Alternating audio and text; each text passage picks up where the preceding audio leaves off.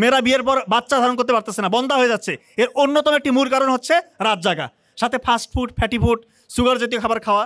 অনেকে একটু অলস জীবনযাপন করে, এটা করবেন না। এটা করলে দেখা যায় নিজেরই ক্ষতি হবে। আলটিমেটলি বিয়ের পরে অনেকের ইনফার্টিলিটি ডেভেলপ করতে পারে। এই জন্য রাত জাগাটা ছেলে মেয়ে সবার জন্যই খারাপ। আচ্ছা, যে কথায় এসেছি, উনি বলেছে অস্বাস্থ্যকর জীবনযাপন করা যাবে না। আলী রাদিয়াল্লাহু কথায় আছে, তার মানে আমাদেরকে স্বাস্থ্যসম্মত জীবনযাপন করতে হবে। এরপরে উনি যে কথাটা বলেছেন যে অলসতা হচ্ছে মানুষের জীবনের জন্য সব থেকে শত্রু, মানে বড় শত্রু হচ্ছে অলসতা। তো এটা আমরা সবাই জানি যে অলস মস্তিষ্ক শয়তানের কারখানা। ইউরোপের একজন সব থেকে ট্যালেন্টেড ওই সময়ের বিস্ময় বালক ছিল, মানে এতই ট্যালেন্টেড, তাকে তুলনা করা হচ্ছে যে এই ছেলেটা ভবিষ্যতে আইনস্টাইন হবে। কিন্তু তার মধ্যে একটা সমস্যা ছিল, সে প্রোক্রাস্টিনেশনে ভুগত। অর্থাৎ আজকের কাজ, দিনের কাজ দিনে করতো না। সে বলতো আজকের কাজটা আমি কালকে করবো, পরশু দিন করবো, ফেলায় রাখতো, অলস জীবনযাপন করতো। রাতে দেখা যাচ্ছে যে ঘুমটা আগে ঘুমাচ্ছে না, ভোরবেলা পর্যন্ত সে জেগে আছে, দিনের রুটিনটা ফলো করতেছে না। সে এক কথায় অলস জীবনযাপন করতো। আলটিমেটলি এই ছেলে আইনস্টাইনের দূরের কথা একটা ছোট চাকরিও জোগাড় করতে পারে নাই। ওই ছেলের নাম হচ্ছে ওয়াল্টার ওয়ার্নার। ইউরোপে এখনও ওই ছেলেটাকে স্মরণ করে, কিন্তু খারাপভাবে স্মরণ করে, ভিলেন আকারে। এত মেধা থাকা সত্ত্বেও সে একটা চাকরি জোগাড় করতে পারে নাই। কারণ কি? সে পরিশ্রমী ছিল না, সে অলস জীবনযাপন করছে। আমাদের বেশিরভাগ ছেলেমেয়েরা সময়ের গুরুত্ব দেয় না ভাই। পৃথিবীতে এমন কেউ নাই যে সফল হয়েছে দুনিয়াতে। দুনিয়াতে আপনারা যাদের নাম উচ্চারণ করেন, যাদেরকে স্মরণ করেন, এমন কেউ নাই যে সময়ের মূল্য দেয় নাই। অযথা সময় নষ্ট করবেন না, আনইউজুয়াল ফ্রেন্ডদের সাথে মিশবেন না। আপনি 5 জনের সাথে মিশতেছেন, ওই 5 জনের গড়পড়তা হচ্ছে আপনি। আপনি যাদের সাথে মিশেন তাদের গড়পড়তা হচ্ছে আপনি। আপনি হয়তো খুব হাই অ্যাম্বিশন রাখেন যে আমি বিশেষ ক্যাডার হবো বা উদ্ভাবক হব, কিন্তু আপনি যার সাথে ঘুরতেছেন ওর কোনো মানে দেখা যায় যে কোনো ভীষণই নাই। সে সারাদিন জুয়া খেলতেছে মোবাইলের মধ্যে, বা মানে আনইউজুয়াল অ্যাক্টিভিটিস করতেছে। তার মধ্যে দেখবে যে সে সবসময় শুধু নেগেটিভ কথা বলে, হ্যাঁ আমাদের দ্বারা কি চাকরি হয় নাকি, মানে নেগেটিভ কথা বলে, নেগেটিভ চিন্তা করে, আনইউজুয়াল অ্যাক্টিভিটিসের মধ্যে জড়িয়ে আছে। এরকম ফ্রেন্ড সার্কেলকে ডিলিট করেন নিজের ভালোর জন্য। সত্যিকার অর্থে ভালো ভালো বন্ধুদের সাথে মিশেন, আপনার জীবন বদলে যাবে। এরপরে যে উপদেশটা উনি দিয়েছেন, যে আপনারা নিশ্চয়ই একটা গল্প শুনেছেন, যে যার গল্পটা আমি বলতে চাচ্ছি সেটা হচ্ছে কেএফসির যে প্রতিষ্ঠাতা কর্নেল স্যান্ডার্স। 65 বছর বয়স। 65 বছর বয়সে গিয়ে উনি বলতেছে আমি জীবনে কিছুই করি নাই, এখন কিছু করতে হবে। জীবনে কিছুই করি না, এখন করতে হবে। কী করতে হবে? আমি কোনটা পারি? বলতেছে আমি খুব ভালো চিকেন ফ্রাই করতে পারি। কিন্তু দাঁড়ে দাঁড়ে যাচ্ছে, সকল রেস্টুরেন্টের কাছে যাচ্ছে, সবাই রিজেক্ট করে দিচ্ছে, বলতেছে না তোমার এই কেএফসি মানে এই হচ্ছে চিকেন খাওয়ার মতো না, অযোগ্য। 1001 জায়গায় গেছে, সবাই রিজেক্ট করে দিস। অনেকে বলতেছে যে আপনার এই সময় নাতিপুতির সাথে সময় কাটাবেন, বাসায় একটু খেলাধুলা করবেন তাদের সাথে, এগুলো কী শুরু করছেন? কিন্তু উনি হাল ছাড়ে নাই, আলটিমেটলি কেএফসি প্রতিষ্ঠা করে দেখা দিস। 65 বছর বয়স, তার মানে হাল ছাড়া যাবে না, হাল ছাড়া যাবে না। আরেকটা বিষয় হচ্ছে জ্ঞান অর্জন করতে বলেছেন। আলী রাদিয়াল্লাহু বলছে জ্ঞান অর্জন করো, জ্ঞান অর্জন করে তুমি অনেক উঁচু হবা।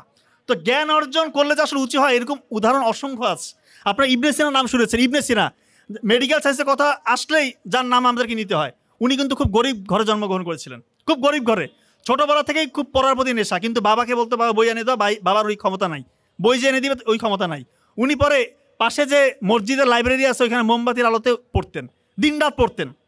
এত স্টাডির প্রতি তার আগ্রহ, এত পড়ালেখা করতেন। এবং ওনার যে বই, লেখা বই ক্যানন অফ মেডিসিন, 600 বছর ইউরোপের মেডিকেল স্টুডেন্টদেরকে পড়ানো হইতো। এবং এখনও আপনারা জানেন ইবনে সিনার নাম, আমি তো বারবার বলছি, মেডিকেল সায়েন্সের নাম আসলেই ওনার নাম অতপ্রতভাবে জড়িত। তার মানে কেউ যদি জ্ঞান অর্জন করে সত্যিকার অর্থে আল্লাহ তাআলা তার সম্মান বাড়িয়ে দেয়। উনি আরেকটা কথা বলেছেন আলী রাদিয়াল্লাহু আনহু, যে এটা খুবই গুরুত্বপূর্ণ, এটা বলে আমি শেষ করব। তোমরা নফসকে কন্ট্রোল করো, নফসকে কন্ট্রোল করো। চোখের হারাম থেকে নিজেকে রক্ষা করো, কারণ চোখের হারাম, চোখের গুনাহ তোমার হৃদয়কে মেরে ফেলবে। খুব গুরুত্বপূর্ণ কথা। আজকালকার যুবক যুবতীদের বেশিরভাগ সময়, বিশেষ করে যুবকদের, এই মোবাইলের অশ্লীলতার মধ্যে তাদের সময় পার হয়ে যায়। এই যে পর্নোগ্রাফি ইন্ডাস্ট্রি, এটা $multi-trillion ইন্ডাস্ট্রি, এইটার উদ্দেশ্য এবং কাজই হচ্ছে যুবক যুবতীদেরকে ধ্বংস করা। এইটা নিয়ে আমি অসংখ্যবার আলোচনা করেছি, কারণ এই জায়গাতে অ্যাড্রেস করতে হবে। অনেকে বলে যে এইটা নিয়ে কথা বলার কি আছে, এইটা নিয়ে কথা বলতে হবে, এইটা 1 নম্বর সমস্যা। আমার কাছে হাজার হাজার যুবকরা ফোন দিয়ে কান্নাকাটি করে, বলতেছে আমি এত ব্রিলিয়ান্ট মেরিটোরিয়াস স্টুডেন্ট ছিলাম, আজকে আমার মেধাশক্তি কাজ করতেছে না, আমি যেটা পড়ি সেটাই ভুলে যাই, আমার মনের ভিতরে কোনো উচ্চাকাঙ্ক্ষা নাই, শুধু হতাশা, মনে হয় আমি একা দুনিয়াতে কেন বেঁচে আছি। অনেকে মনে হয় যে আমি সুইসাইড করি না কেন, কারণ তার এই যে অশ্লীলতা শয়তান তার ভিতরে ঢুকাই দিস। দয়া করে এই অশ্লীলতাটা ছাড়তে হবে। যদি সত্যিকার অর্থে যে কোনো স্টেজে আপনি সম্মান পেতে চান, আপনাকে অশ্লীলতা ছাড়তে হবে। এটা শুধু স্টুডেন্টদের জন্য বলতেছি না, যে কোনো স্টেজের মানুষ গোপন গুণে লিপ্ত হইতে পারে, যে কোনো স্টেজের। অনেকে আছে বৃদ্ধ বয়সে গোপন গুণে লিপ্ত থাকে, তার জন্য করুণ পরিণতি। আমি এটা বারবার বলতেছি, এই গোপন গুণা ছেড়ে দিয়ে গোপন ইবাদত করেন। মোবাইলে কিসের এত অশ্লীলতা, আপনারা কি মজা পান এখানে? শয়তান এখানে মজা দিয়েছে। আলটিমেটলি বিয়ের পর বাস্তব জীবনে আপনারা মজা পাবেন না, বিয়েগুলোর সংসারগুলো টিকবে না। এই কথাগুলো বলতে হচ্ছে কারণ এই জায়গাটা অ্যাড্রেস করতে হবে। ফেন্সিডিল যদি একজন খায়, একজন গাঁজা যদি খায়, তাকে ধরাটা সহজ, একটা চক্ষু লজ্জার সম্মুখীন হতে হয়, সমাজের অনেকে দেখে ফেলবে। আর এমন মোবাইল ঘরের কোণে একা বসে কি করছে কেউ জানে না, এক আল্লাহ ছাড়া কেউ দেখে না, এমন সিস্টেম চালু করে দিয়েছে।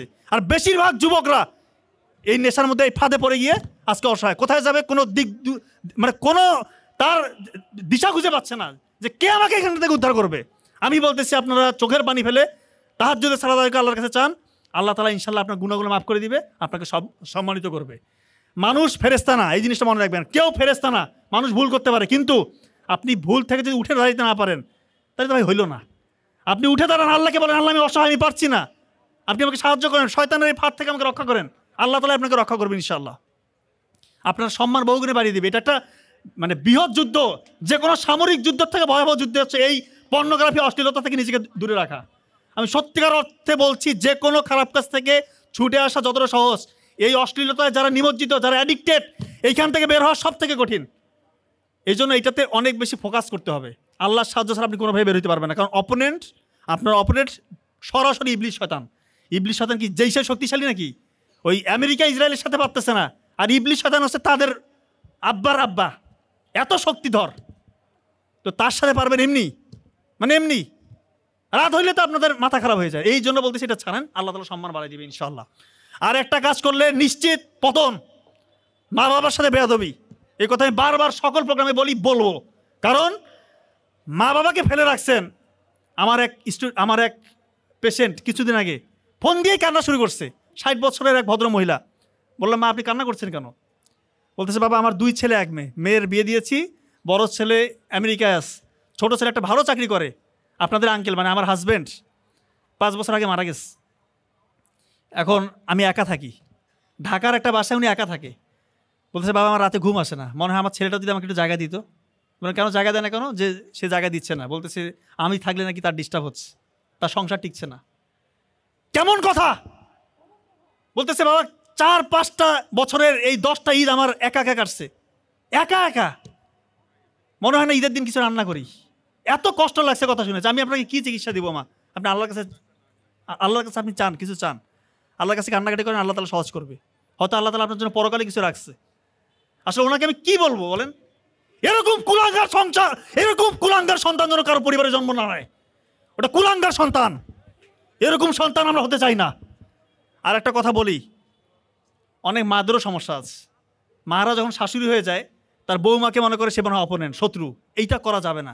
এই যে মিডিয়া প্রচার হবে, আমি বলতেছি মায়েরা আপনারা দয়া করে যখন আপনার ছেলের বিয়ে দিবেন, আপনার ছেলের বউকে নিজের মেয়ে মনে করেন, তাকে আগলে ধরেন, সে আপনাকে অবশ্যই ভালোবাসবে। আপনার ছেলেকে বলেন, বাবা তুমি তো তোমার বউকে নিয়ে মাঝে মাঝে ঘুরতে যাও, আপনি তাকে বলে দিবেন। আপনার ছেলে অথবা আপনার বৌমার জন্য একটা শাড়ি নিয়ে আসতে, বলো বাবা আরও 2টা শাড়ি নিয়ে আস। আপনার অ্যাক্টিভিটিস দেখে যেন উনি মনে করে যেন আসলে তো আমার শাশুড়ি আমাকে নিজের মেয়ের মতো ভালোবাসতেছে, তখন দেখবেন আপনার প্রতি সে ভালোবাসবে। আর আপনি আসার সাথেই শুরু করে দিলেন যে আমার ছেলে কোথায় নিয়ে গেল, ভাগে গেল, শেষ হয়ে গেলাম, তাহলে তো ভাই হবে না। মেয়েদেরও কিছু সমস্যা থাকে, তারাও এসে মনে করে যে শাশুড়ি মানে শত্রু, শাশুড়িদের মধ্যে অনেকেরই সমস্যাটা আছে। তো এইটা করবেন না। মেয়েদেরকে বলবো, আপনার বিয়ের পরে প্রথমে আপনারা অবশ্যই শাশুড়িকে নিজের মায়ের মতো মনে করবেন। যদিও এটা মনে করা খুবই ডিফিকাল্ট, বাট চেষ্টা করেন। আপনার স্বামীকে খুশি করার জন্য এটা চেষ্টা করেন, আপনার শাশুড়ির খেদমত করেন, চেষ্টা করেন এটাকে আল্লাহ তাআলাকে খুশির জন্য, যেটা এটা আপনাদের দায়িত্ব না, বাট আপনার স্বামীকে খুশির জন্য এটা করেন, সম্পর্কটা ইজি হয়ে যাবে। আর মাদের উদ্দেশ্য বলতেছে, আপনারাও আপনাদের বৌমাকে একটু নিজের মেয়ের মতো মনে করবেন। এই জন্য বারবার বলি, বাবা মার খেদমত করেন, আল্লাহ তাআলা দেখবেন আকাশচুম্বী সাফল্য দেখাবে ইনশাল্লাহ। আমি কথা আর বেশি দেরি করবো না। 3টা জিনিস জীবন থেকে মুছে ফেলেন। 3টা জিনিস। রাত জাগা, আপনি সফল হবেন। রাত জাগবেন না দয়া করে, আমার কথাটা আপনি হারে হারে টের পাবেন। রাত 10টার মধ্যে ঘুমিয়ে যাওয়ার চেষ্টা করেন, রাত জাগবেন না। এবং আনইউজুয়াল, অযাচিত, মানহীন স্ক্রল করবেন না। মানহীন স্ক্রল করবেন না। কি দেখতেছেন, কি জন্য দেখতেছেন, মানে কোনো উদ্দেশ্য আছে, কি শিখতেছেন, এটা করবেন না। জীবন বদলে যাবে, বিশ্বাস করেন জীবন বদলে যাবে। আর হচ্ছে খারাপ সঙ্গ, ব্যাড সার্কেল, টক্সিক সার্কেল থেকে বের হয়ে আসেন। যার সাথে ঘুরতেছেন আগে দেখেন ও কি আসলে হাই অ্যাম্বিশন রাখে, সে কি ধার্মিক। আগে ভালো করে চিন্তা ভাবনা করে দেখেন যে সত্যিকার অর্থে যে ভালো হয় ওর সাথে সময় কাটাতে পারেন, কোনো সমস্যা না। আমি বলতেছি না ঘরের কোণে বসে সারাদিন পড়ো না, খেলাধুলা করবেন, আপনি ধর্মীয় বই পড়বেন, কালচারাল অ্যাক্টিভিটিস যেটা ধর্মের সাথে যায় এরকমগুলো করবেন, আপনারা সবই করবেন, কিন্তু মেইন ফোকাসটা আপনার থাকতে হবে। এবং দিনের পড়াটা দিনে শেষ করবেন। ওই একদিন পড়লাম 7 দিন ফেলা রাখলাম পরীক্ষার আগে পড়বো, এইভাবে জীবনে সফল হতে পারবেন না। আপনাদের মেইন সমস্যা হচ্ছে আপনারা বলেন যে গ্রাজুয়েশন কমপ্লিট করে বিসিএস এর বড় পড়বেন। বিসিএস বলে না, যেটাই হতে চান এখন থেকে আপনার স্কিল ডেভেলপ করেন। স্কিল ডেভেলপ করতে হবে এখন থেকে, না হলে ওই সময় যা পারবেন না। সময়ের সাথে যদি আগাইতে না পারেন সময় আগায় যাবে, আপনি পিছনে পড়ে যাবেন, ব্যাকফুটে পড়ে যাবেন। একটা কথা আছে, সময়কে হয় ব্যবহার করো, না হয় সময় তোমাকে ধ্বংস করবে। কথা কি বুঝছেন? হয় সময়কে ব্যবহার করো, না হয় সময় তোমাকে ধ্বংস করবে। এই জিনিসটা খুবই ইম্পর্টেন্ট। সর্বশেষ কথা, যে কোনো রকমের অন্যায় দেখলে অবশ্যই প্রতিবাদ, অন্যায় দেখলে প্রতিবাদ করতে হবে। সিংহ, সিংহ একটা সিংহ, সে সবসময় বনের রাজা, এটা মাথায় রাখবেন। সে সব সময় বনের রাজা। সিংহের অনুপস্থিতিতে মাঝে মাঝে শেয়ালেরা মনে করে আমরাই বনের রাজা, সে রাজত্ব কায়েম করতে চায়। কিন্তু একটা কথা মনে রাখবেন, শেয়ালের রাজত্ব স্থায়ী হয় সিংহের জাস্ট উঠে দাঁড়ানো পর্যন্ত। এই আবু সাইদ মুগ্ধরা বাংলার সিংহ, তারা উঠে দাঁড়িয়ে দেখিয়ে দিয়েছে কিভাবে সিংহদেরকে দেশ থেকে বিতাড়িত করতে হয়। এরপরে যদি কেউ স্বৈরশাসক হওয়ার চেষ্টা করে তার লাগাম কিভাবে টেনে ধরতে হয় সেই শিক্ষা আমরা পেয়েছি, মেকানিজমভাবে একশো আমাদের জানা। তাই বাংলার জমিনে আর কেউ স্বৈরশাসক হওয়ার দুঃসাহস দেখাবেন না। সবাইকে ধন্যবাদ। আসসালামু আলাইকুম রহমতুল্লাহ।